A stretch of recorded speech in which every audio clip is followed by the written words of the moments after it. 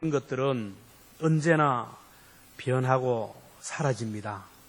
서양에서 진리가 동양에 오면 비진리가 되고, 젊은 세대에게 있어서 진리가 또 기성세대에 오면 진리가 되지 못합니다. 문화도 습관도 가치관도 언제나 변하는 것이 세상입니다.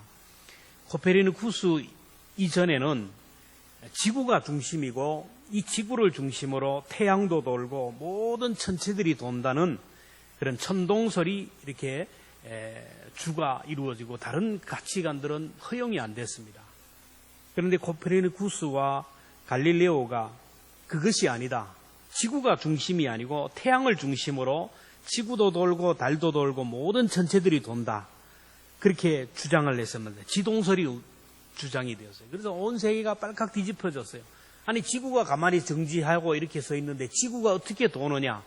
세상을 요란케 한다는 제목으로 종교 재판에 해부되었습니다.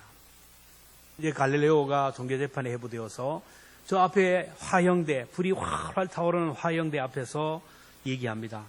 네가 이 어리석은 말로 백성들을 혼란스럽게 하니까 너의 논리를 철회하라. 그러면 살려주겠다. 이제 갈릴레오가 살기 위해서 자기의 생각을 부정하고 당신들의 말이 맞다. 지구를 중심으로 모든 것이 돈다. 그러면서 살아나왔습니다. 그가 재판장에서 나오면서 한 말이 아주 유명한데, 그래도 지구는 돈다. 여러분, 무지하면, 미숙하면 중심이 무엇인지를 모르고 어디가 중심인지 모릅니다. 어린 아이들을 보면 모든 것이 자기가 중심입니다. 내가 중심이 돼요. 부모님도 나를 위하여 존재하고, 할아버지 할머니도 나를 위하여 존재하고, 형제들도 나를 위하여 존재하고, 모든 것들이 자기를 위하여 존재하는 거예요. 내가 울면 해줘야 되고, 내가 요구하면 다 해줘야 되고, 내 말이 맞고 내 생각이 맞고 모든 것이 내가 맞다라고요. 근데 크면서 성장하고 성숙하면서 보니까 중심이 내가 아니라는 것을 알게 됩니다. 지금도 미숙한 사람들, 무지한 사람들이 항상 자기 중심입니다. 내 생각이 옳고 내 방법이 옳고 내 판단이 옳다라는 거예요. 우리가 살아가면서 늘 느끼는 것은 저 사람은 잘 되는데 왜 나는 안 될까? 저 가정은 잘 되는데 왜 우리 가정은 안 되는가? 저 교회는 저렇게 잘 되는데 우리 교회는 왜 안 될까? 저 나라는 저렇게 강국으로 잘 되는데 왜 우리나라는 안 될까? 그런 생각을 할 때가 많습니다. 결론은 간단합니다. 그 사람의 우선순위와 무게중심이 나하고 다르기 때문이에요. 저 사람의 중심은 주님이 주인이 되고 주님이 중심이 되어 살아가는 사람이에요. 저 가정도 주님을 가정의 주인으로 삼고 살아가는 가정이고, 저 나라는 주님을 주인으로 섬기는 그런 나라이기 때문입니다. 세상이 왜 이렇게 혼란하고 복잡할까? 사람 중심이기 때문에, 경제 중심이기 때문에, 과학 문명이 중심이기 때문에. 여러분, 포스트 모더니즘이 뭡니까? 기존의 절대 가치를 다 부정합니다.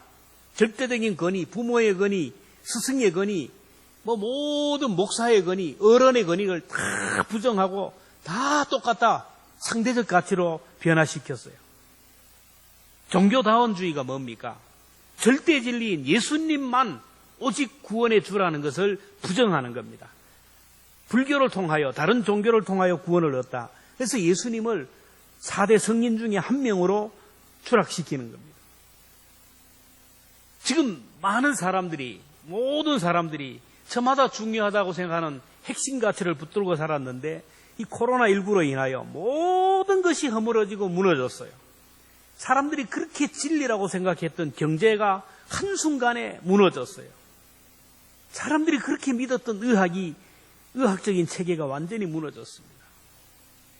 지금까지 치료제와 백신이 개발되지 못해서 또 어떤 상황이 벌어질지 모릅니다.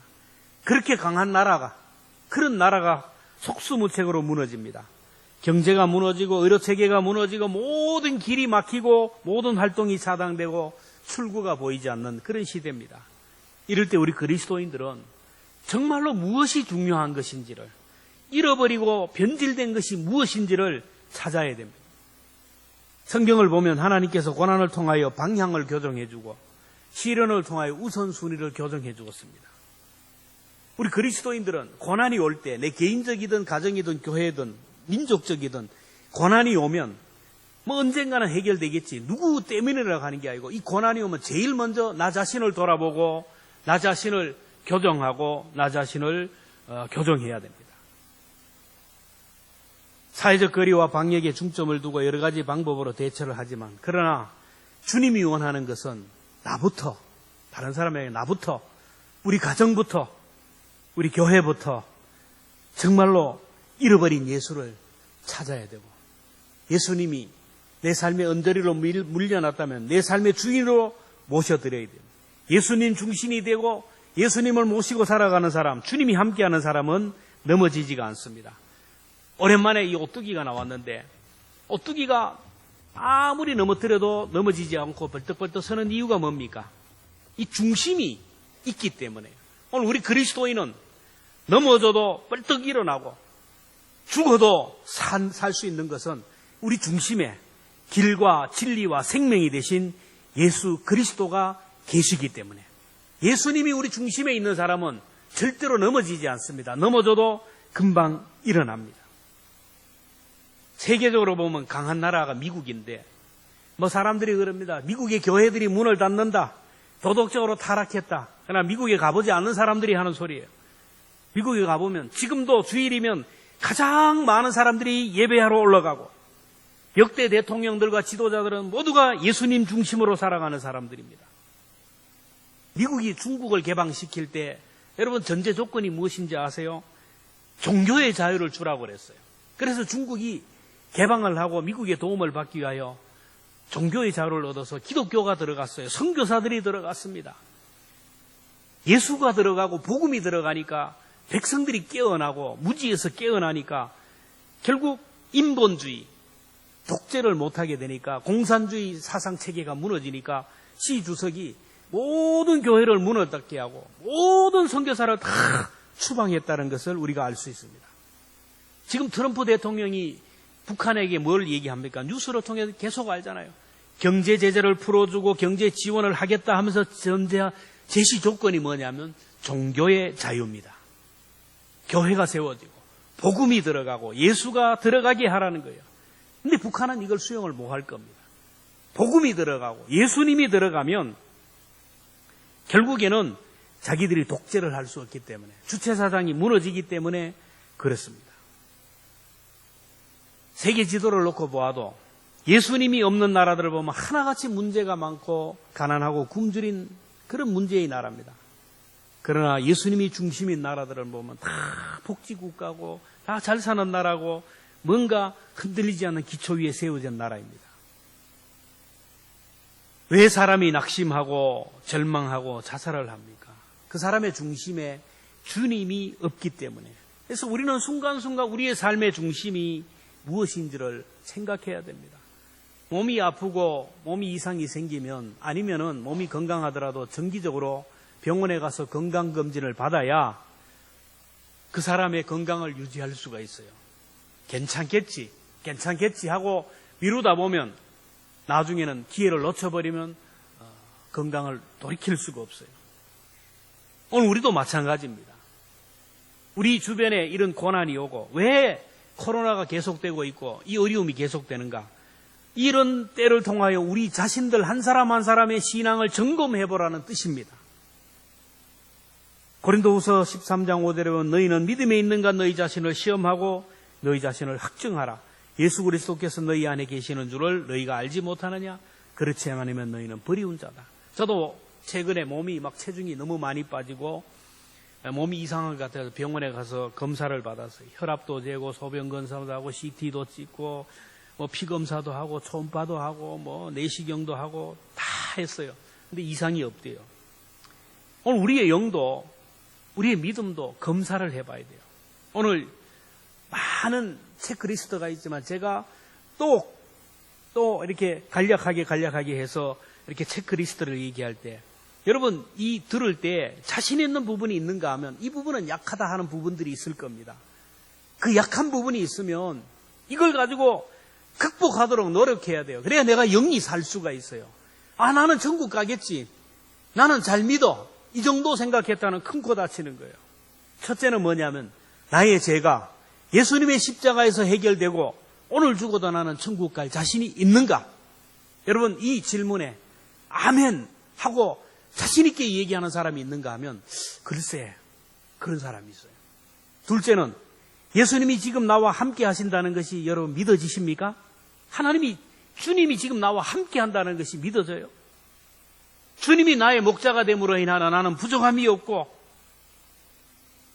두려움과 염려가 다 사라졌습니까?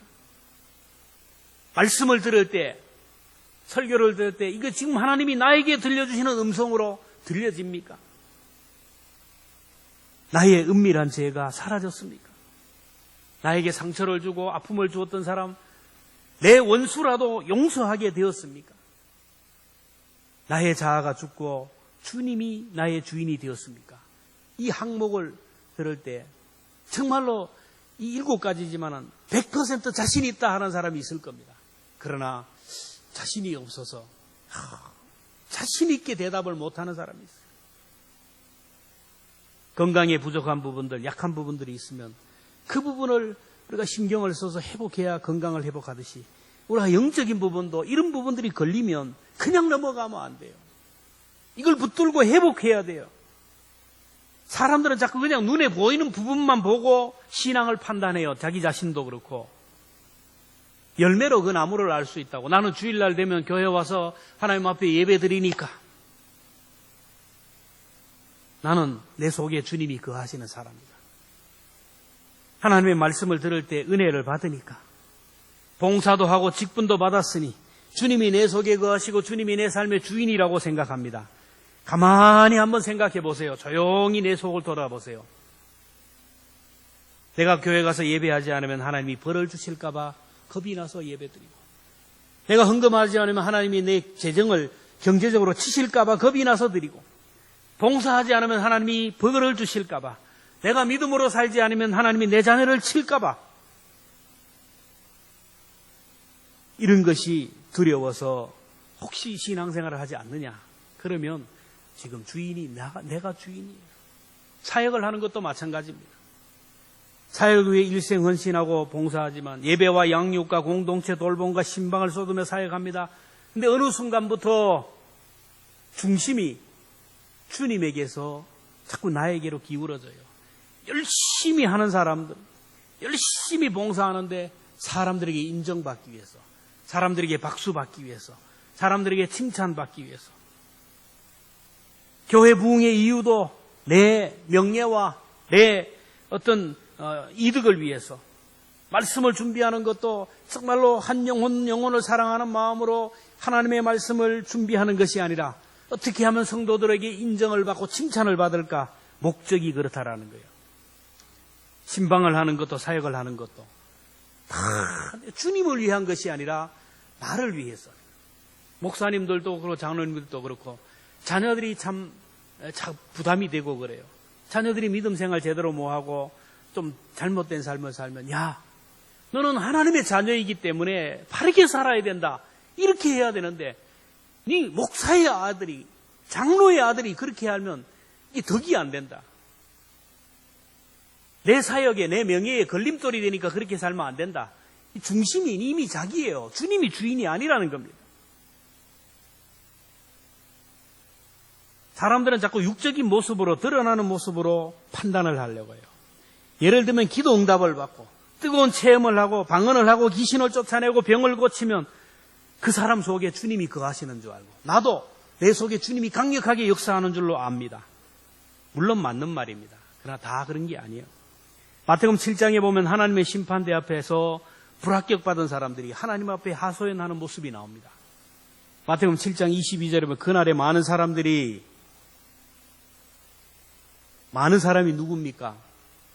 주님이 인정하지 않는 사람, 주님이 주인이 아닌 사람들, 자기가 주인이 되어 자기 멋대로 신앙생활을 하는 사람들입니다. 나더러 주여 주여, 우리가 주의 이름으로 선지자 노릇하며 주의 이름으로 귀신을 쫓아내며 주의 이름으로 많은 권능을 행하지 아니하였나이까. 주의 이름으로 선지자 노릇했다는 거예요. 설교를 했다라는 겁니다. 주의 이름으로 귀신을 쫓아내고 병자를 고치고 능력을 행했다는 거예요. 근데 주님은 뭐라 합니까? 마태복음 7장 21절 나더러 주여 주여 하는 자마다 다 천국에 들어갈 것이 아니요 다만 내 아버지의 뜻대로 행하는 자라야 들어가리라. 7장 23절에 내가 너희를 도무지 알지 못하니 불법을 행하는 자야 내게서 떠나가라. 사람이 은사를 받았다고 다재다능하다고 능력이 있다고 그런 게 아니에요. 왜 하나님이 나에게 이런 은사를 주시고 왜 나에게 하나님이 이런 능력을 주시고 이런 복을 주셨을까? 하나님이 나를 통하여 이루고자 하는 뜻이 무엇일까? 주님의 뜻을 찾고 주님을 기쁘시게 하는 삶을 살아가는 사람이 예수님 중심으로 살아가는 사람이에요. 주님이 삶의 주인이고 주님이 삶의 목적이어야 된다는 거예요. 이단과 사이비들 이런 사람들도 귀신도 쫓아내고 병을 고칩니다. 기적을 행합니다. 어떻게 보면 더 많이 해요. 그 이유는 예수의 이름 자체의 능력이기 때문에 그들도 그래요. 마가복음 9장 38절에 보면 요한이 예수께 여짜오되 선생님 우리를 따르지 않는 어떤 자가 이 말은 뭡니까? 예수님의 공동체가 아니에요. 예수님을 믿는 사람이 아닙니다. 주의 이름으로 귀신을 내쫓는 것을 우리가 보고 우리를 따르지 아니함으로 금하였나이다. 요한이 이래 보니까 예수님 믿지 않는 사람들이 막 예수의 이름으로 귀신을 쫓아내고 기적을 막 행하는 것을 보고 못하겠다. 결국 도용하지 명의 판권 도용을 하지 말라고 책망했다라는 거예요. 그래서 주님을 믿지 않는 자들도 주님의 이름의 능력을 믿고 주님의 이름에 능력이 있다는 것을 알고 능력을 행한다면 주님을 믿는 오늘 우리들이 주님의 능력을 행사하지 못한다는 것, 이게 아이러니입니다. 은사를 받았다고 능력을 행한다고 예수님 중심이 아니에요. 발람을 태운 나귀도 말을 했어요. 사울이 왕으로 기름 부음 받기 전에도 예언을 했어요. 그리고 하나님의 버림을 받고 짐승처럼 살면서 비참한 삶을 살 때도 예언을 했다고 했어요. 옛날이나 지금이나 은사주의자들, 이단이나 사이비, 신사도 운동을 하는 사람들은 얼마나 신령한지 몰라요. 예배 시간에 방언을 하고 기도를 2-3시간 하고 기도하면 막 향기가 나고 금가루가 막 떨어진다는 거예요. 실제로 그래요. 귀신이 쫓아나가고 병을 고치고 겉으로는 신령한 것 같습니다. 그런데 그 중심에 주님이 없고 자기가 주인인 사람이 실제의 삶 속에 자기가 최고로 자기가 주인으로 살아간 사람이 너무 많아요. 한국교회가 다 썩었다라는 거예요. 한국교회 목사가 다 썩었다라는 거예요. 자기만 옳다는 거예요. 자기가 배운 성경 지식, 자기가 가지고 있는 어떤 논리를 가지고 사람을 판단하고 정죄해요. 자기가 아는 교리와 헌법으로 다른 사람을 공격하고 비판해요. 자기 생각이 진리고 자기 말이 옳고 다른 사람은 다 다르다고 해요. 근데 우리가 조심할 것은 저부터 우리 모두가 나에게 임한 부분적인 은사가 나에게 임한 부분적인 은사에 취해 살다 보면 하나님 앞에 설 때 내가 너희를 도무지 알지 못하니 불법을 행하는 자라 내게서 떠나가라. 자기 이름을 위해서 봉사하고 내 영광을 위하여 내 명예를 위하여 자기를 위하여 신앙생활을 하고 와서 주님 앞에 섰을 때 나는 너를 모른다라는 거예요. 우리가 은혜 받는 것도 응답 받는 것도 환상을 보고 천국에 몇 번 갔다 왔다 이것도 중요한 거죠. 이것보다 더 중요한 것은 우리의 삶 속에 주님의 뜻대로 살아야 되는 거예요. 회개하고 돌이키지 못하면 능력을 행한다고 해도 결국 하나님의 심판을 받습니다. 오늘 시대 목회자들도 성도들도 주님을 주인 삼지 않고 자기가 주인 되어 살아가는 사람이 너무 많아요. 이런 사람들이 열심을 낼수록 교회가 어렵게 되고 성도들이 상처를 받아요. 코로나19로 인하여 다 드러나잖아요. 신천지 그리고 지금 계속 감염되는 교회들 보면 다 보면 건전한 교단이 아니에요. 교회 그지만 다 들어가 보면 이상한 그런 사람들입니다. 은사를 받는 게 중요한 게 아니고 능력을 받는 것이 중요한 게 아니고 중심이 누구냐는 거예요. 중심이. 바울은 누구보다도 하나님을 잘 믿는 사람이고 하나님의 말씀, 율법에 통달한 사람입니다. 자기만큼 하나님을 아는 사람이었고 자기만큼 율법을 아는 사람이었고 자기만큼 더 섬기고 더 열심히 일하는 사람이 없었다고 했어요. 모든 것이 자기 중심이었어요. 그래서 예수 믿는 사람을 닥치는 대로 잡아 죽이고 체포하고 가두었어요. 교회를 박해하고 교회를 무너뜨리기 위하여 수단 방법을 가지 않았어요. 자기 중심인 그가 결국에는 어떤 결과를 낳았는가?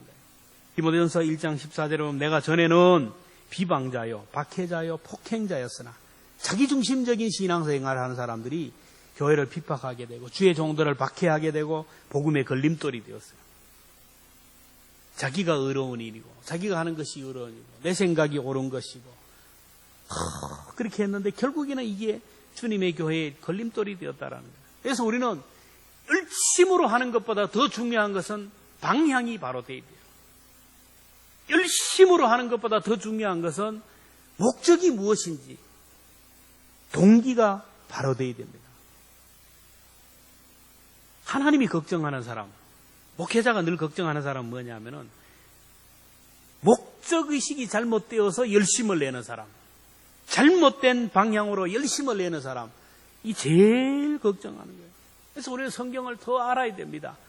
성령론도 알아야 되고 교회론도 알아야 되고 바른 방향으로 예수님 중심으로 섬겨야 돼요. 바울이 예수님을 인격적으로 만나고 나서야 자기 열심에서 깨어났어요.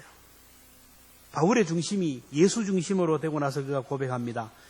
오늘 갈라디아 2장 20절 그 긴 말씀을 딱 한 문장으로 요약하면 내가 죽고 예수님이 사는 삶이에요.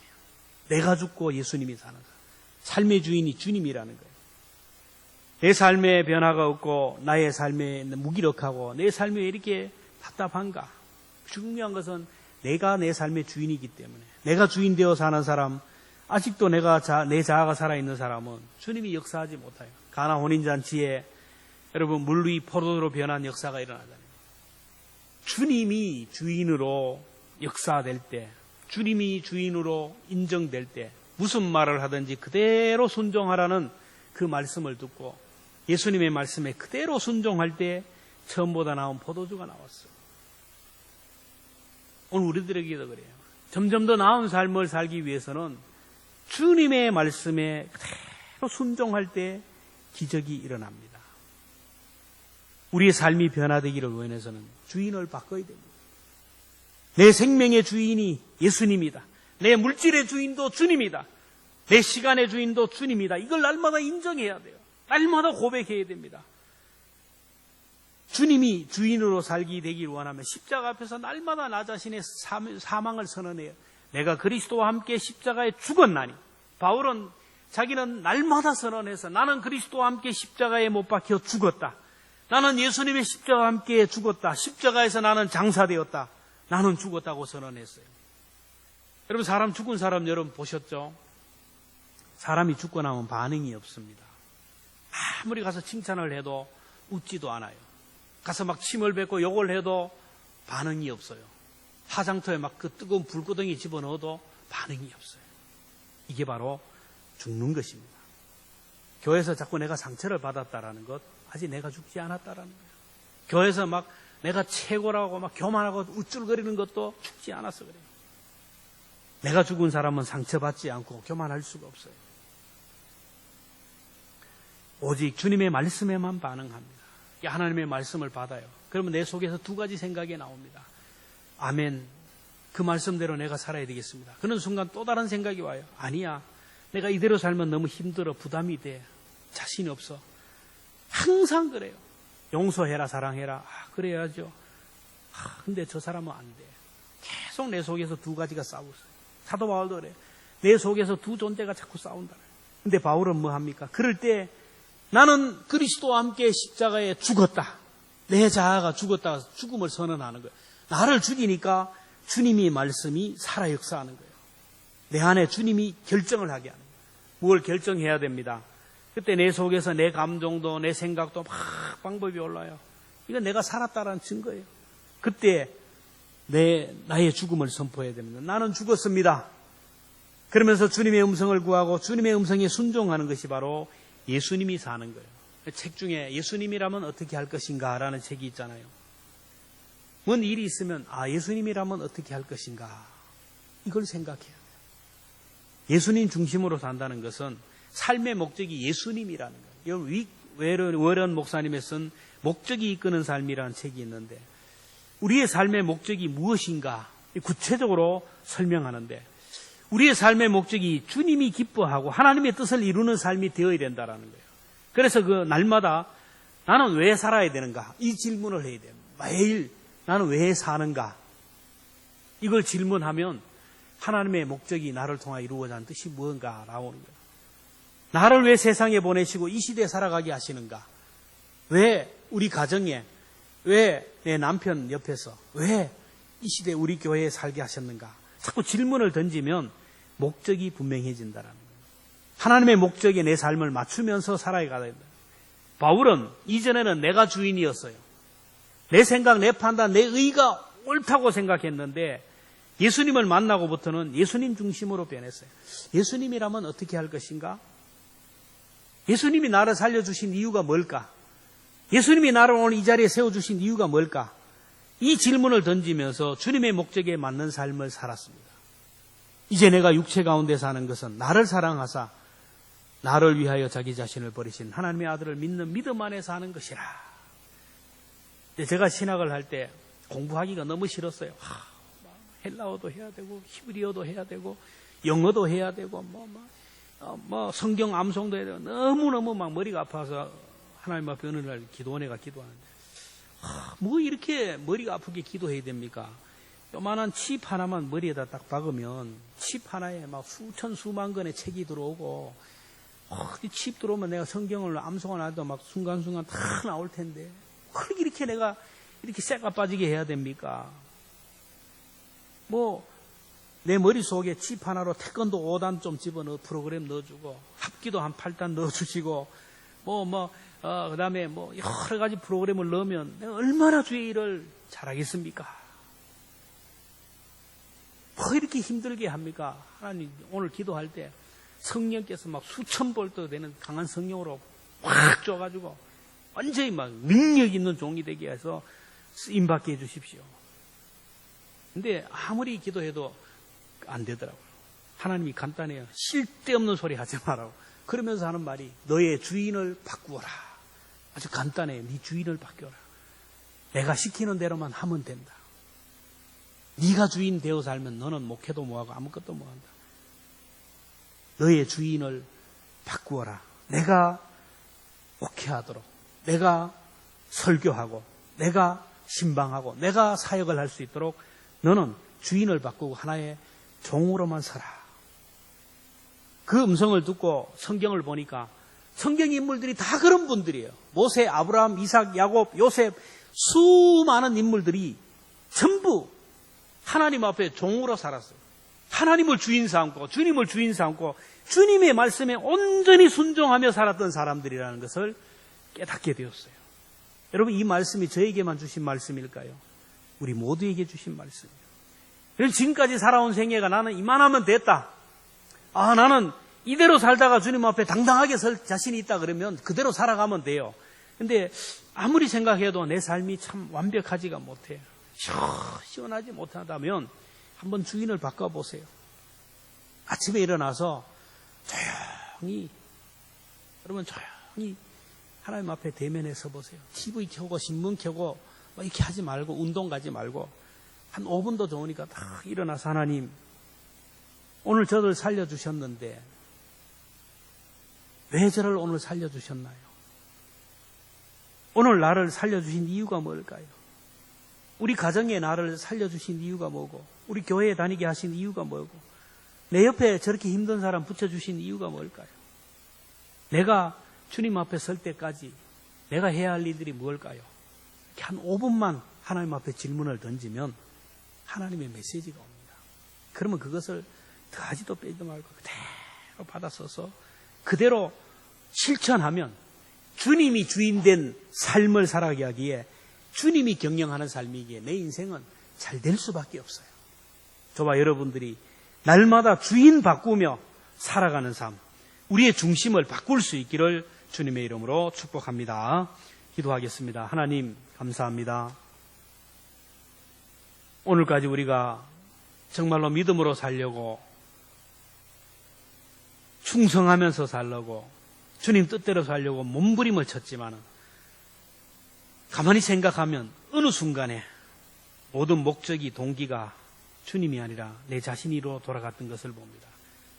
그래서 사람들에게 칭찬받고 인정받고 사람들의 시선을 생각하고 체면을 생각하고 알아주지 않는다고 상처받고 사랑해주지 않는다고 상처받을 때가 많습니다. 하나님, 우리의 삶의 주인이 주님이라는 것을 기억하며 날마다 내가 주인 삼은 것들을 내려놓게 하여 주시고 온전히 주님의 말씀에 순종하고 주님이 가라는 곳에, 주님이 하라는 일에 우리 모두가 순종할 수 있도록 은혜 베풀어 주시기를 원합니다. 날마다 내 자신을 죽이고 내 속에 예수 그리스도가 살아 역사하는 예수님의 삶을 살아가는 저희들 되게 하여 주옵소서. 우리나라 이민족, 우리 한국교회, 우리 교회와 우리 사랑하는 성도들 가정가정이 정말로 무게중심이 예수님 중심으로 바뀌게 하여 주옵소서. 돈 중심으로 살아가고 명예 중심으로 살아가고 쾌락 중심으로 살아갔다면 하나님, 이제 주도권을 바꾸고 우선순위를 바로 정하며 주님 중심으로 살아서 정말로 존귀한 삶을 살아가고 하나님의 영광을 높이 드러내는 복된 삶을 살아가는 우리 모두가 되게 하여 주옵소서. 예수님의 이름으로 기도하옵나이다. 아멘.